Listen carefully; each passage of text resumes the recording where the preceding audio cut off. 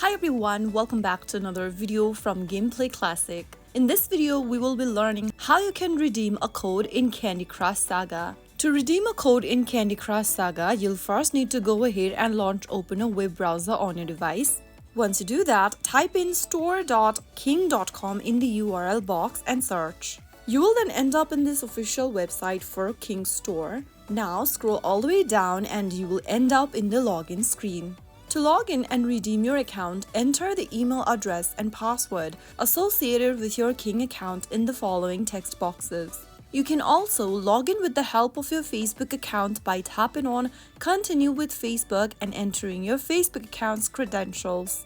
So go ahead and select one of the login options and enter your credentials. I'm just gonna type in my King account's email and password. After you do that, click on the login button in green at the bottom and you will then end up in this redeem your gift card page. Simply enter your gift card number in the first tab and then enter your PIN on the next. After you do that, tap on validate the gift card button. After you select validate the gift card button, you will then be able to redeem your gift code. If your code hasn't expired or if your redemption code is available, you will then be able to redeem your code. So that is how you can easily redeem your Candy Crush Saga gift code.